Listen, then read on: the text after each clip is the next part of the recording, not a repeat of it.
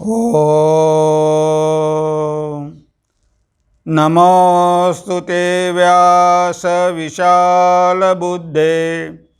फुल्लारविन्दायतपत्रनेत्र येन त्वया भारततैलपूर्णः प्रज्वालितो ज्ञानमयप्रदीपः प्रज्वालितो ज्ञानमयप्रदीपः। प्रिय बंधू भगिनींनो, नमस्कार. प्रबोधन या मालिकेमध्ये आपलं सगळ्यांचं स्वागत आहे. आपण यक्षप्रश्न बघत आहोत आणि आज आपण 3 प्रश्नांची उत्तरं बघणार आहोत. तर इथे यक्ष काय विचारतो, कीदृश च स्मृतः साधुः, कीदृशः च स्मृतः साधुः, कोणाला साधू सत्पुरुष समजावे. उत्तर आहे सर्वभूतहितः साधुः, सर्व प्राणीमात्रांच्या हिताची चिंता वाहणारा व त्यासाठी जो प्रयत्नशील असतो तो साधू सत्पुरुष. म्हणजे बघा, साधारण मनुष्य आणि साधू यांच्यामध्ये काय फरक आहे.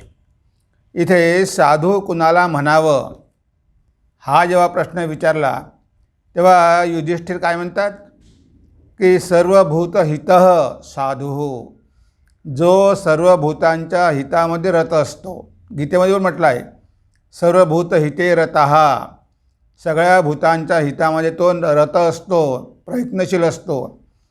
म्हणजे हा फरक आहे साधूमध्ये. बघा, ह्या जगामध्ये 2 गोष्टी आहे. एक आहे विद्यामाया, दुसरी आहे अविद्यामाया. आता ही विद्यामाया म्हणजे काय, सगळ्यावर प्रेम करणं, सगळ्यांभोवती दया असणं, ही आहे विद्यामाया.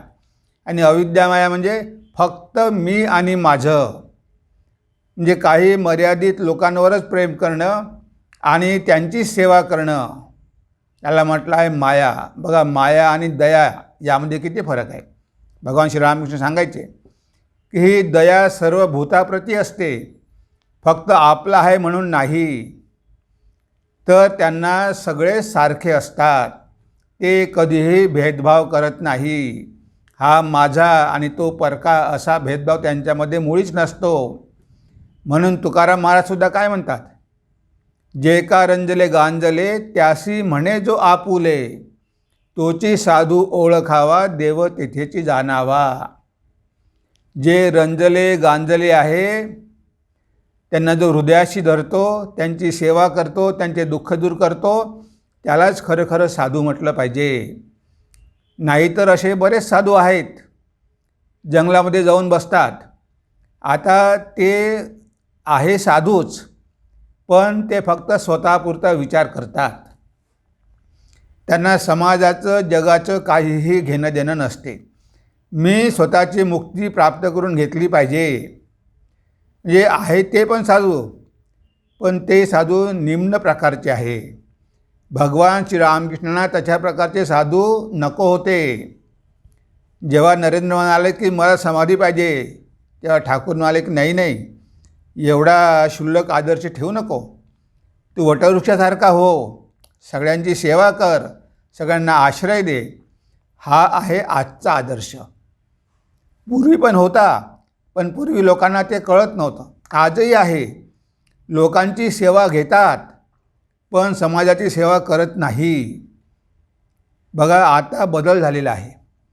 म्हणजे स्वामीजींनी एवढे रामकृष्ण मठाने मिशनचे केंद्र काढलेले आहे. कशासाठी? लोकांची सेवा करण्यासाठी, सगळ्या भूतांची सेवा करण्यासाठी. मी आणि माझं नाही, आपल्या घराचीच, आपल्या घरच्याच लोकांची काळजी घेण्यासाठी नव्हे, तर सगळ्या जगाची काळजी घेण्यासाठी. म्हणजे ह्या जगामध्ये एवढे दुःख आहे. आता हे दुःख आहे, त्यांचे दुःख दूर कोण करणार? त्यांचे दुःख दूर करण्यासाठी त्यागाची आवश्यकता आहे. जर प्रत्येक व्यक्ती फक्त आपल्यापुरता विचार करत असेल तर ह्या लोकांकडे कोण बघेल? म्हणून स्वामीजींनी निवेदिताला भारतामध्ये आणलं. ती तर लंडनमध्ये होती, तिला भारतामध्ये कशासाठी आणलं? मुलींची शाळा सुरू करण्यासाठी. कारण स्वामीजींना माहिती होते की यासाठी स्त्री पाहिजे आणि त्या स्त्रीनं जर आपल्या कुटुंबाचा त्याग केला नाही तर ती कार्य करू शकणार नाही. तर ती निवेदिता इंग्लंडमधून भारतामध्ये आली, कलकत्त्यामध्ये शाळा सुरू केली मुलींसाठी. म्हणजे बघा, सगळ्या स्त्रियांबद्दल हृदयामध्ये प्रेम, की आपल्या देशामध्ये स्त्रियांची एवढी दुर्दशा होत आहे, त्यांच्यावर एवढे अत्याचार आहे, त्यांना शिक्षण मिळत नाही, तेव्हा त्यांना कसं वर उचलायचं हा विचार स्वामीजी करत होते, हा विचार भगवान श्री रामकृष्ण करत होते. म्हणजे ते सगळ्या जगाची चिंता करत होते. कोणत्याही जातीचा असो, धर्माचा असो, मग स्त्री असो की पुरुष असो, सगळ्यांप्रती त्यांचं प्रेम समान होतं. आणि तोच तर खरा साधू आहे. जो फक्त स्वतःचाच विचार करतो तो कसला साधू? बघा, नाग महाशय एक गृहस्थ भक्त होते, भगवान श्री रामकृष्णांचे गृहस्थ भक्त होते, पण त्यांना साधू नाग महाशय म्हणतात, त्यांना साधू म्हणतात, कारण आयुष्यभर त्यांनी लोकांची सेवा केली. त्यांनी स्वतःच्या परिवाराचा कधी विचारच केला नाही. नेहमी लोकांची सेवा करत राहिले, भक्तांची सेवा करत राहिले, गरिबांची सेवा करत राहिले, आणि म्हणून त्यांना साधू नाग महाशय म्हणतात. महाराष्ट्रामध्ये असे कितीतरी संत झाले. ह्या सगळ्या संतांनी समाजाची सेवाच केली. समाजाला कसं या दलदलीतून बाहेर काढता येईल यासाठीच प्रयत्न केला. त्यांच्या मनामध्ये कोणताही स्वार्थ नव्हता. तर तोच खरा साधू, जो आपलं सर्वस्व भगवंताच्या चरणी अर्पण करतो आणि भगवंताच्या लेकरांची सेवा करतो आणि त्यामध्ये त्याला आनंद मिळतो, तोच खरा साधू आहे. तर स्वामीजींनी त्यांच्या शिष्याला कणखलला पाठवलं, हरिद्वारला. अरे म्हणे, कल्याण जा, तिथे एखादा दवाखाना सुरू कर, त्या भागातल्या लोकांना औषध मिळत नाही. आणि कल्याण महाराज तिथे गेले, त्यांचं नाव होतं कल्याणानंद. गेले, एक झोपडी बांधली आणि लोकांना औषध द्यायला सुरुवात केली. त्या ठिकाणी आज एक मोठा दवाखाना आहे, हॉस्पिटल आहे. म्हणजे बघा, त्या भागातल्या आदिवासी लोकांना, त्या भागातल्या साधूंना उपचार न मिळाल्यामुळे खूप दुःख सहन करावं लागतं आणि काही तर मृत्युमुखी पडतात. अशा लोकांची सेवा करणं हे आपलं कर्तव्य आहे. आपण साधू आहोत, आपण अशा लोकांचे दुःख दूर केले पाहिजे. जे याला म्हटलं आहे खरा साधू. आणि इथे आपल्याला ते सांगितलं जात आहे, पुन्हा आपल्याला युधिष्ठिरजी तेच सांगत आहे की साधूला कसं ओळखायचं. सर्वभूतहितः साधू, जो सगळ्या भूतांचं हित इच्छितो आणि सगळ्या भूतांचे दुःख दूर करण्यासाठी प्रयत्नशील असतो, त्याला खरं साधू म्हटलं पाहिजे. आता आपल्या भारतामध्ये किती अंधविश्वास होता. लोक रोगराई आली की कोंबडे बकरे कापायचे, देवीला संतुष्ट करायचे. पण अशा वेळेस महाराष्ट्रामध्ये गाडगे महाराज जन्माला आले. आता बघा, गाडगे महाराज आयुष्यभर लोकांची सेवा करत होते. गावागावामध्ये जाऊन झाडू घेऊन रस्ते साफ करायचे. ते म्हणायचे, अरे बाबा, कॉलरा होतो तो देवीच्या कोपामुळे नाही, या गावातल्या घाणीमुळे होतो. पहिले ते घाण तर तुम्ही साफ करा. कीर्तनं करायचे, लोकांना उपदेश करायचे, हे जे अंधविश्वास आहे ते काढून टाकायचे. म्हणजे एका गाडगे महाराजांनी महाराष्ट्रामध्ये केवढं मोठं कार्य केलं. आज त्यांच्या नावावरती अमरावतीला युनिव्हर्सिटी आहे, गाडगे महाराज युनिव्हर्सिटी. म्हणजे किंवा तुकडोजी महाराज राष्ट्रसंत, म्हणजे भारताला स्वातंत्र्य मिळालं पाहिजे म्हणून त्यांनी किती लोकांना प्रेरणा दिली, किती तरुणांना प्रेरणा दिली. मोजरीला त्यांचा आश्रम आहे आणि त्यांचं केवढं मोठं सेवाकार्य सुरू आहे. म्हणजे बघा, असे लोक आहेत खरे साधू, की जे स्वतःचा विचार न करता लोकांच्या कल्याणासाठी, लोकांच्या हितासाठी नेहमी तत्पर असतात. ते कधीही स्वतःचा विचार करत नाही. ह्या जगाचं कसं कल्याण होईल, ह्या जीवांचे दुःख दूर कसे होतील, ह्यासाठी ते रात्रंदिवस प्रयत्न करतात. तीच त्यांच्या मनामध्ये चिंता लागलेली असते. ते फक्त आपल्या परिवाराचं बघत नाही, कारण त्यांना हे जगच परिवार वाटतं. हे विश्वची माझे घरं, वसुधैव कुटुंबकम. ही वसुधा हेच माझं कुटुंब आहे, हे विश्व हेच माझं घर आहे, असा भाव त्यांच्या मनामध्ये असतो आणि म्हणून ते स्वार्थ बघत नाही, तर सगळ्यांची समान भावे सेवा करतात. हा माझा आहे, हा परका आहे, अशी भेदबुद्धी त्यांच्यामध्ये मुळीच नसते. म्हणून तर त्यांना आपण साधू म्हणतो आणि ते आपल्याला तेच सांगितलं गेलेलं आहे. दुसरा प्रश्न आहे, किंच धैर्यम उदाहरितम. किंच धैर्यम उदाहरितम. धैर्य कशाला म्हणावे? उत्तर आहे, धैर्यम इंद्रिय निग्रह. इंद्रियावर नियंत्रण ठेवण्याचे जे सामर्थ्य तेच धैर्य आहे. तर इथे आपल्या शास्त्रामध्ये सांगितलं आहे, त्याला धीर पुरुष म्हटलं आहे. कोणाला धीर म्हटलं आहे? की जो इंद्रियावर नियंत्रण ठेवतो. बाकी आपले इंद्रिय तर बाहेरच जातात. आपल्या इंद्रियाचा स्वभावच आहे बहिर्मुख होणं. कारण आपले इंद्रिय आहे ना, बाहेर विषय आहे. शब्द, स्पर्श, रूप, रस आणि गंध हे 5 विषय आहे आणि हे इंद्रिय नेहमी त्या विषयांच्या मागेच धावत असतात. कठोपनिषदामध्ये एक श्लोक आहे, त्यामध्ये म्हटलं आहे, परांची खाणे व्यतृणच स्वयंभो तस्मात परांग पश्यति नांतरात्मन. भगवंतांनी आपली इंद्रिय बहिर्मुख केलेली आहे, म्हणून आपण बाहेरचं जगच बघत असतो. तस्मात परांग पश्यति न अंतरात्मन. आतमध्ये बघत नाही. पण काही धीर पुरुष आहे की जे धीर पुरुष आहे, कच्चित धीर, थोडे आहे पण आहे, कच्चित धीर प्रत्येक आत्मानमैक्षत. आत्म्याला जाणून घेण्याच्या इच्छेने आवृत्त चक्षुः अमृतत्वमिच्छन. त्या सगळ्या इंद्रियांना ते अंतर्मुख करतात आणि अमृतत्वाचा लाभ करून घेतात. बघा, त्याला कच्चित धीर म्हटलं आहे. धीर म्हणजे कोण? धैर्यवान. आणि धैर्य म्हणजे काय? इंद्रियावर निग्रह करणं. फार अवघड काम आहे. हे इंद्रिय परत परत विषयांच्या मागे धावतात आणि आपल्याला त्यांना पकडून पुन्हा घेऊन यावं लागतं. त्यांचा स्वभावच आहे बाहेर जाणं आणि हा फार मोठा संघर्ष आहे. कारण मनामध्ये वासना कामना तर आहेच आणि त्या वासना कामना पूर्ण करण्यासाठी बाहेर इंद्रिय आहे, बाहेर विषय आहे. आता म्हणून तर तुकाराम महाराज म्हणतात, अंतरे बाहिरे युद्धाचा प्रसंग. आम्हाला आतमध्येही संघर्ष करावा लागतो, कारण आतमध्ये वासना आहे आणि बाहेर विषय आहे. म्हणून दोन्हीकडे आम्हाला मनाला कंट्रोल करावं लागतं, स्वतःला विषयांपासून दूर ठेवावं लागतं. हे भगवान श्री रामकृष्णांनी दाखवून दिलं. ते तर पैशाला त्याग पण करू शकत नव्हते, एवढा त्यांचा त्याग होता. म्हणजे इंद्रिय भोगांचा त्याग, जे इंद्रियाचे विषय आहे त्यांचा त्याग, विषयांच्या मागे धावायचं नाही. नाग महाशय आयुष्यभर कधी त्यांनी मीठ आणि साखर खाल्ली नाही. कोणी घरी आले तर त्यांना चांगलं खाऊ घालायचे, पक्वान्न खाऊ घालायचे, पण आयुष्यभर त्यांनी मीठ आणि साखर खाल्ली नाही. ते म्हणायचे की जिभेचे चोचले पुरवायचे नाही. म्हणजे अशा प्रकारे त्यांचा इंद्रियावर निग्रह होता.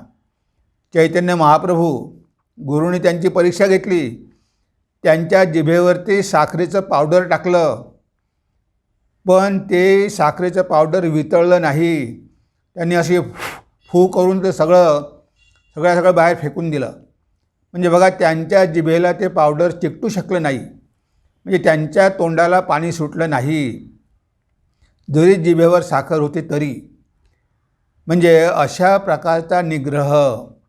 स्वामीजी अमेरिकेमध्ये होते, कितीतरी प्रकारची प्रलोभनं होती, कितीतरी तरुण मुली त्यांच्याशी विवाह करायला तयार होत्या, त्यांना संपत्ती द्यायला तयार होत्या, पण ह्या सगळ्यांपासून स्वामीजी दूर राहिले. ते म्हणाले की संन्यासाचा धर्म तो नाही. संन्यासी नेहमी ब्रह्मचारी असतो, तो या भौतिक गोष्टीच्या मागे धावत नाही. हा असतो आदर्श. तो गृहस्थ असो की संन्यासी असो, कुठेतरी इंद्रियावर संयम पाहिजेच. गृहस्थ म्हणून त्याला काही लायसन मिळालेलं आहे असं नाही. गृहस्थाने पण संयम करण्याचा प्रयत्न केला पाहिजे. श्रीरामकृष्ण म्हणायचे की 1-2 मुलं झाल्यानंतर भाऊ बहिणीसारखं राहिलं पाहिजे पतीपत्नींनी. भगवान श्रीरामकृष्ण म्हणायचे. तर बघा, इथे आपले ऋषी सगळे विवाहित होते, पण ते सगळे ऋषी होते कारण त्यांचा संयम होता. ते इंद्रिय निग्रह करत होते. इंद्रिय निग्रह केल्याशिवाय आपल्यामध्ये शक्ती येणार नाही आणि आपलं मन जर नेहमी विषयांकडे धावत राहिलं तर ते भगवंताकडे जाणारच नाही, ते अंतर्मुख होणारच नाही. जर मन एकाग्र झालं नाही तर ते पवित्र होणार कसं? ते पवित्र होणार नाही. मनामध्ये खूप नवीन नवीन कामना वासना निर्माण होत राहतील आणि आपण त्या पूर्ण करण्याच्या मागेच धावत राहू. तर हे इंद्रिय खूप बलवान आहे, बलोत्तर आहे. हे मनाला ओढून खेचून घेऊन जातात. हे मनातसुद्धा ऐकत नाही. कधीकधी विषय समोर आले की हे इंद्रिय तुटून पडतात, कुणाचीही पर्वा करत नाही. काय परिणाम होईल हा पण विचार करत नाही. मॉलमध्ये गेले तर चोरी करतात. एखादी वस्तू जर चांगली दिसली तर हे पण मागे पुढे बघत नाही की ती वस्तू जर आपण चोरी केली तर आपण पकडले जाऊ. कारण आजकाल सगळीकडे कॅमेरे लागलेले असतात आणि कॅमेऱ्यामध्ये पकडले जातात. पण त्यावेळेस ते स्वतःला आवरू शकत नाही, कारण ते वस्तू एवढी आकर्षक वाटते. कारण डोळ्याचा तो विषय आहे रूप. ते रूप त्यांना एवढं आकर्षित वाटते की ते त्याला बळी पडतात. म्हणून बघा इथे दुसरं म्हटलं आहे की धैर्य कशाला म्हणायचं, धैर्यवान कुणाला म्हणायचं, तर ते खरं खरं धैर्य आहे की आपल्या इंद्रियाला आपण कंट्रोलमध्ये ठेवलं पाहिजे. त्याला दम पण म्हटलं आहे, शम आणि दम. शम म्हणजे मनाला कंट्रोल करणं आणि दम म्हणजे इंद्रियांना कंट्रोल करणं. तर हे अतिशय आवश्यक आहे. म्हणून ते विचारलं की धैर्य म्हणजे काय, त्या धैर्य म्हणजे इंद्रिय निग्रह, इंद्रियावर संयम ठेवणं. तोच खरा खरा धीर पुरुष आहे, तोच खरा खरा धैर्यवान आहे. नाहीतर सगळी लोक तर विषयांच्या मागेच धावत असतात. तिथे कुठे धैर्य आहे, जे ते स्वतःला आवरू शकतच नाही. बाकीच्या जगातल्या गोष्टी त्यांच्या मनाला ओढून घेऊन जातात. तर इथे धैर्य म्हणजे म्हटलं आहे किंच धैर्यम उदाहरितम, धैर्य कशाला म्हणावे? उत्तर धैर्यम इंद्रिय निग्रह, इंद्रियावर नियंत्रण ठेवण्याचे जे सामर्थ्य तेच धैर्य होय. आणि हे सगळं महापुरुषांच्या जीवनामध्ये आपल्याला बघायला मिळतात. तुकाराम महाराजांकडे एक स्त्री पाठवली होती. त्यांनी तिला प्रणाम केला, तिला आई म्हटलं आणि बघा ती स्त्रीसुद्धा शर्मिंदी झाली, तिथून निघून गेली. म्हणजे अशा लोकांना काहीच प्रलोभित करू शकत नाही, कारण त्यांच्या स्वतःवरती पूर्णपणे कंट्रोल असतो. त्यांना कोणीही आकर्षित करू शकत नाही, हे वैशिष्ट्य आहे. तर अशा प्रकारे साधकाला धीर व्हायला पाहिजे, धैर्य ठेवायला पाहिजे. त्याशिवाय आपण आपल्या जीवनाचं ध्येय साध्य करून घेऊ शकणार नाही. मग गृहस्थ असो की संन्यासी असो, पण हे अतिशय आवश्यक आहे. हे सगळ्या शास्त्रामध्ये आपल्याला सांगितलेलं आहे. गीतेमध्ये आहे, उपनिषदांमध्ये आहे, सगळीकडे हे सांगितलेलं आहे. सगळ्या संतांनी सांगितलेलं आहे, श्री रामकृष्णांनी सांगितलेलं आहे की विषयाच्या मागे धावू नका. काय सगळे पंचभूताचेच बनलेले आहे आणि ते काय क्षणिक आहे. तुम्हाला तेवढ्यापुरता आनंद मिळतो, पण तो आनंद दुःख घेऊन येतो. तो आनंद थोडा वेळ असतो, पण दुःखच जास्त असतात. सुख पाहता जवा एवढे, दुःख पर्वता एवढे. म्हणजे आपल्याला सुखासोबत दुःख पण घ्यावे लागतात, हे नेहमी लक्षात ठेवायचं. आणि आपल्यावर जेवढं होईल तेवढं नियंत्रण ठेवण्याचा प्रयत्न करायचा. याला म्हटलं आहे धैर्य. आणि तिसरा प्रश्न काय आहे? कश्य दंभः, दंभ कोणता, हे दंभ कशाला म्हणायचं? उत्तर आहे दंभ धर्मध्वजोश्रयः, दंभ धर्मध्वजोश्रयः, धार्मिकता मिरविणे हाच दंभ होय. म्हणजे बघा कशाला दंभ म्हणायचं? आपण त्याला दांभिक म्हणतो, त्याला आपण ढोंगी म्हणतो.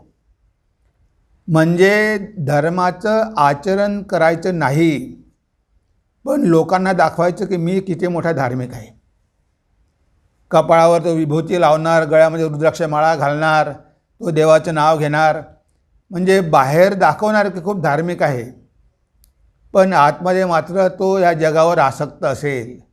एक उदाहरण म्हणजे हाजरा महाशय. ठाकुरांसोबत राहायचा, समोरच्या वरांड्यात बसायचे, हातात माळ, नेहमी जप करत राहणार आणि ते हरण्याच्या कातडीवर बसायचे, नेहमी भगवंताचं नाव घेत राहायचे. पण मात्र दांभिकता होती. तो सगळा भक्तांना दिखावा होता की आपल्याला खूप मोठं साधक लोकांनी समजलं पाहिजे, म्हणून तो वरांड्यात बसून तुम्हाला काय गरज आहे, खुलीमध्ये बसून करा ना. पण असे लोक असतात, खडम घालतात, दाढी वाढवतात, रुद्राक्ष घालतात, विभूती लावतात आणि स्वतःला खूप धार्मिक समजतात. पण जर आपण त्यांचं जीवन बघितलं तर त्यांच्या जीवनामध्ये कुठेही धार्मिकता नसते. सगळे विषयाच्या मागे धावत असतात आणि लोकांना फसवत असतात. ते दाखवतात की आम्ही साधू आहोत, पण ते साधू नसतात. भगवान श्री रामकृष्णांची एक छान गोष्ट आहे. 4 भाऊ होते, त्यांचं सोन्याचं दुकान होतं आणि गळ्यामध्ये रुद्राक्ष आणि इथे विभूती लावून आणि नेहमी भगवंताचं नाव घेत राहायचे. केशव केशव हरी हरी गोपाल गोपाल हर हर घेत राहायचे. लोकांना वाटायचं की हे 4ही भाऊ खूप धार्मिक आहे. बघा, नेहमी भगवंताचं नाव घेत राहतात. त्यांच्या दुकानामध्ये लोकांची खूप गर्दी व्हायची.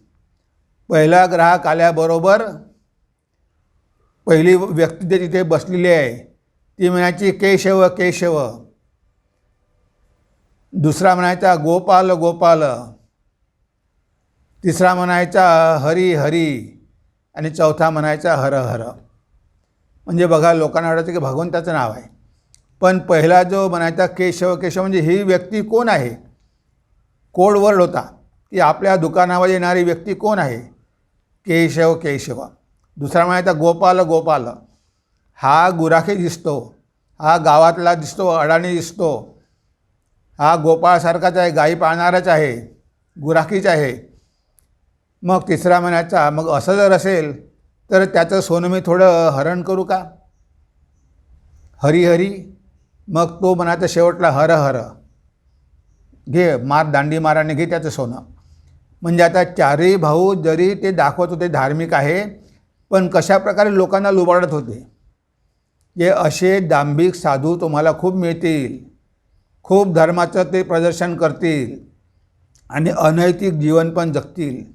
उन्हाळ्यात कितीतरी बाबा जेलमध्ये आहे, त्यांनी लोकांना फसवलेलं आहे. बाहेरून दाखवायचे की खूप धार्मिक आहे, पण आतमध्ये मात्र अनैतिक गोष्टी करायचे. त्यामुळे त्यांना आता जेलमध्ये जावं लागलं. चांगले चांगले साधू, कितीतरी मोठमोठे साधू, त्यांचं खूप मोठं नाव आहे, पण ते सगळं दाखवण्यासाठी असतं. लोकांना फसवायचं, लोकांकडून पैसे काढवायचे, लोकांना शिष्य करायचं आणि स्वतःची मालमत्ता वाढवायची, स्वतःचे राज्य वाढवायचं, हेच त्यांचं हे असतं. म्हणजे अशा लोकांपासून आपण खूप सावध राहिलो पाहिजे, जे धर्माचा दिखावा खूप करतात पण मात्र जीवन त्यांचं अनैतिक असतं. भगवान श्री रामकृष्ण जेव्हा दक्षिणेश्वरला होते, एक साधू आला, तो बाहेर एका झाडाखाली राहायचा आणि लोकांना कळलं की हा साधू अनैतिक व्यवहार करतो, याचे स्त्रियांशी वाईट संबंध आहे. एक दिवस ठाकूर तिथे गेले, त्याला म्हणाले, का हो म्हणे, मी तुमच्याबद्दल खूप ऐकलेलं आहे, तुम्ही साधू आहात आणि इथे बसून अशा गोष्टी करता. तो काय म्हणतो, आता ब्रह्म सत्य आहे आणि हे जग तर मिथ्या आहे, हे जग तर खोटं आहे, मग मी जे काय करतो तेवढंच कसं काय खरं होणार, ते पण खोटंच आहे. म्हणजे बघा, अशा प्रकारे वेदांताची व्याख्या करतो की मी वाईट कर्म करतो आहे ते पण खोटंच आहे ना, हे जगच खोटं आहे तर ते कर्मही खोटंच आहे. म्हणजे बघा, स्वतःचं समाधान कसे करून घेतात, लोकांना कशा प्रकारे फसवतात. म्हणून अशा लोकांपासून आपण खूप सावध राहिलो पाहिजे. हेच आपल्याला इथे सांगितलेलं आहे की दंभ म्हणजे काय, तर दंभ धर्म ध्वजोश्रय, धार्मिकता मिरविणे हाच दंभ होय. म्हणजे धार्मिक नसताना धार्मिकता मिरवणे. बघा, श्री रामकृष्णांचं जीवन किती सिंपल आहे. त्यांनी कधी गेरवा वस्त्र घातलं नाही, कधी विभूती लावली नाही, गळ्यात कुठे माळ नाही, बाहेरचा काहीही दिखावा नाही, पण जीवन मात्र अगदी पवित्र. लोकांना वाटतही नव्हतं की हे एवढे मोठे साधू असेल, परमहंस असेल. एवढं साधं जीवन ते जगले. धर्माचा दिखावा कधीही केला नाही, पण आध्यात्मिकता किती प्राप्त करून घेतली.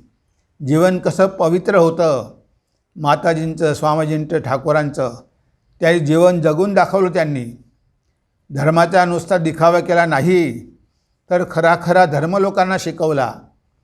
आणि असे खरे लोक फार थोडे असतात. म्हणून आपण ह्या सगळ्या लोकांच्या, दांभिक लोकांच्या मागे धावू नये.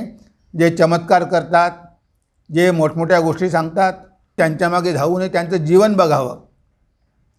बोले तैसा चाले त्याची वंदावी पाऊले. जसा बोलतो तसाच तो करतो, तोच खरा साधू आहे. जैसा बोले तैसा चाले. नाहीतर बोलायचं एक आणि करायचं दुसरंच, त्याला काही आपण साधू म्हणत नाही, तो तर दांभिक आहे. म्हणून इथे युधिष्ठिराने आपल्याला सावध केलेलं आहे. तेव्हा आज आपण आपल्या चिंतनाला विराम देऊया. आज आपण 3 प्रश्नांची उत्तरं बघितलेली आहे. तर आज आपण इथेच थांबू. नमस्कार, धन्यवाद. ओम सर्वे भवन्तु सुखिनः, सर्वे सन्तु निरामया, सर्वे भद्राणि पश्यन्तु, मा कश्चित् दुःखभाग् भवेत्, मा कश्चित् दुःखभाग् भवेत्. ओम शांति शांति शांति. हरि ओम तत्सत्. श्रीरामकृष्णार्पणमस्तु.